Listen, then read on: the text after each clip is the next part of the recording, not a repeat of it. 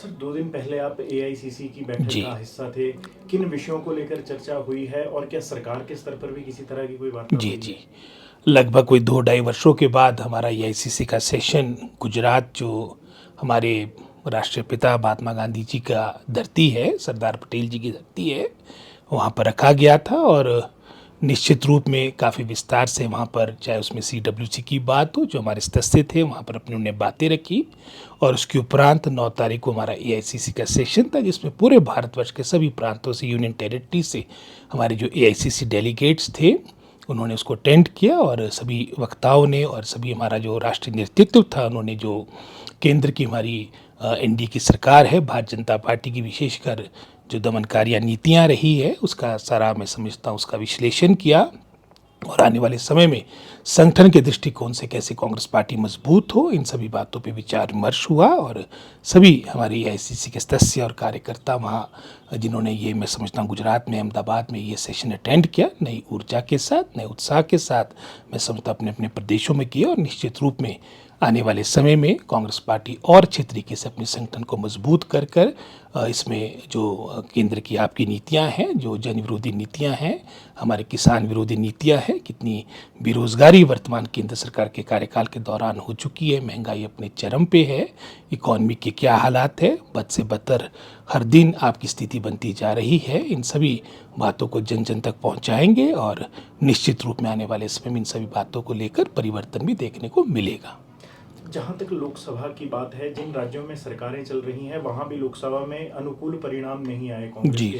क्या उस विषय पर भी कोई चर्चा हुई है? जहाँ तक तो एआईसी सेशन की बात है, जिसके हम सदस्य थे, उसमें तो इस तरह की चर्चा नहीं हुई है। लेकिन जैसे मैंने कहा, हमारा संगठन और मजबूत हो, और विशेषकर जिला स्तर पे जो हमारे जिला अध्यक्ष हैं, उनको एक महत्वपूर्ण जिम्मेदारी दी जाएगी।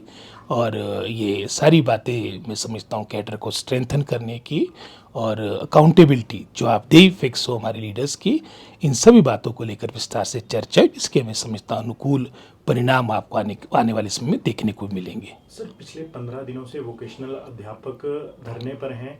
उनकी एक मेजर डिमांड चल रही है कंपनियों को बाहर करने की। आपसे भी उनकी बातचीत हुई थी, हल निकल नहीं पा रहा है, क्या जी, कारण है? इसका हल मैं समझता हूँ पूरे भारतवर्ष में कहीं पर भी निकल नहीं पाया है। एक को जो हरियाणा मॉडल की बात करते हैं, अभी फरवरी के महीने में ही जो हमारे ये ऑफिस बेरर्स थे, इनको समग्र शिक्षा के द्वारा, जहाँ पर हमारे कोऑर्डिनेटर भी गए, पूरे लगभग कई स्टेटों का उन्होंने भ्रमण भी किया, और जो रिपोर्ट हमें सबमिट की है, क्योंकि आपका फरवरी के महीने में ये भ्रमण करके आए थे, मार्च में हमारा सेशन था, और उस रिपोर्ट में जो बेस्ट पॉसिबल होता, और ये मैंने उनके डेलीगेशन जो मेरे पास आए भी थे उनको भी स्पष्ट किया था कि पहले भी हमने जो बेस्ट पॉसिबल था, जो सरकार कर सकती है वो करेगी। पर बेसिकली तो अब कंपनी के एम्प्लॉयज़ है, केंद्र सरकार का पैसा है, अगर कोई इस तरह की नीति आती है जिसके माध्यम से इनका कुछ समाधान निकले तो कौन नहीं चाहेगा। लेकिन फिर भी जो प्रदेश सरकार कर सकती है उसके लिए हम पॉजिटिव है। और जो उनकी रिपोर्ट हमारे को सबमिट हुई है, उसमें जो बेस्ट पॉसिबल प्रदेश सरकार कर सकती है वो हम करेंगे। लेकिन जिस तरह से इन्होंने, मैं समझता हूँ, हर दूसरे तीसरे महीने में इस तरह की हड़ताल का कार्यक्रम बनाया, ये बिल्कुल गलत है। इसका प्रभाव सर्वाधिक हमारे बच्चों की शिक्षा पे, वोकेशनल शिक्षा पे पड़ रहा है। और मैंने उदाहरण भी दिया एसएमसी टीचर्स का। ये तो लगभग मैं समझता, अगर आप कंपेयर भी करेंगे, उनको जो सैलरी ऑनरेरियम मिलता है उनसे कम पे लगे हैं। और उनकी भी हम मदद करना चाह रहे हैं, एलडीआर के माध्यम से आपकी इनको ऑब्जर्व शिक्षा विभाग में किया जाएगा।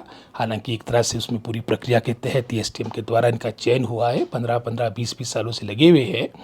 थोड़ा संयम और धैर्य रखने की आवश्यकता। और जिस तरह से सीधा ही मैं समझता हूँ आप स्ट्राइक पे जा रहे हर दूसरे तीसरे महीने में, बड़ी मिच्योरिटी की बात है, और इसका विरोध करते हैं।